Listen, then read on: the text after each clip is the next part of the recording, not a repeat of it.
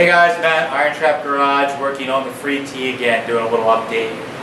So we started working in some of the other videos where I was working the front cow area and working my way back on some of the metal work that needed to be done, stuff that was a little rough or unfinished. We started finish welding and working our way back. So one thing I need to address, and this is, I never claimed to be like a real high-end coach builder fabricator. I'm just another guy building stuff in my home garage.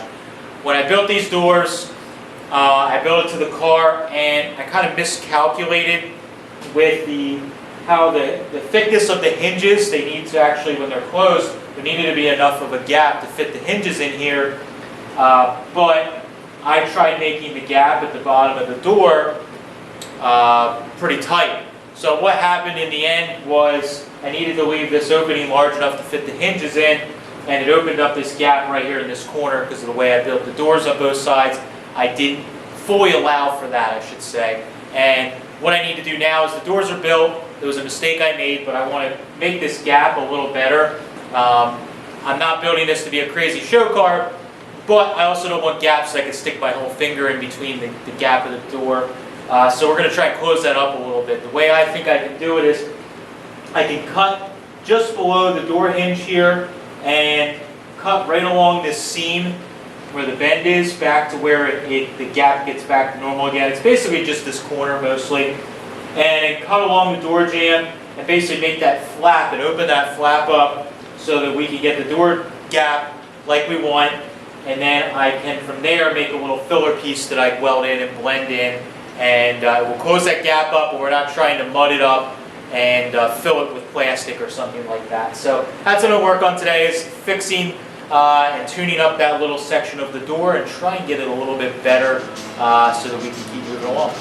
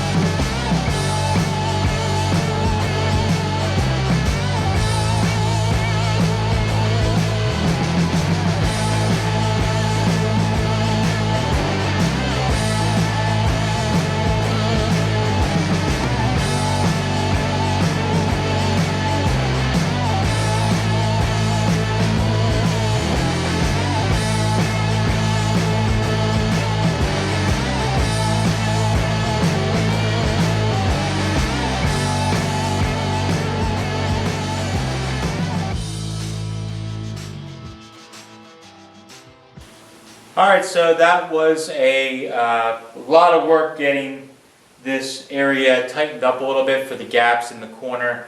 I had to kind of slice the whole door jamb area all apart, move the metal up, make little filler strips, tack them in, and then just weld it all in and blend it. Time-consuming process, but got the gaps in this back corner a little better, and it's something that should work out pretty good when we go to do our body filler and primer and all of that later on in the project. Also, I had a little bit of help today as well, working on the other side of the door jamb at the front where the sheet metal wraps around the box tubing on the A-pillar area, if you want to call it that. Andrew came over and he welded in with the MIG welder. He welded in that little seam area, ground it all smooth, blended it in, and I kind of took the DA and just blended it pretty nicely. So both of the door jambs, as far as where the sheet metal overlaid, is nice and smooth now. This door jamb, I got the gaps are at least okay for now. I want to work on them a little bit more as we get closer to doing actual body filler type body work. But I'm going to jump over to the other side, get the other back corner, get that gap a little bit better, and then we can continue to work our way back on the body. So making progress. I still have a couple more little things. I want to fill in this seam here. We're going to cap the A-pillars so they look a little more finished. I'm letting Andrew kind of do some of that work because it's good for him to learn doing some of the more intricate type work. He's done learned a lot of doing chassis type work and heavier welding, and now I'm kind of starting to teach him a little bit of sheet metal work and kind of finish work that he hasn't done a lot of before, and it's really gratifying to see something that is kind of like two pieces or rough, welded in, grind, smooth it all up, and it looks like a finished product. And it's pretty cool to get to see his satisfaction from doing that, and he gets to see, you know, what it's like to take two pieces of metal, turn them into something, and blend it like it looks like it was meant to be. So that's pretty cool for me watching him do that as he's helping with this project. So that's all I have for this one. Again, we're doing kind of vlog style for this car because we're just doing quick little things on the body, and we don't have big projects really to do to it anymore, at least at this point. So hopefully you guys enjoy just the quick little updates we're doing on the car. As always, we do videos on Tuesdays, Fridays, and Sundays. If you like what you're seeing, definitely give it a like, give it a share, and we appreciate it as always, guys. Catch you later.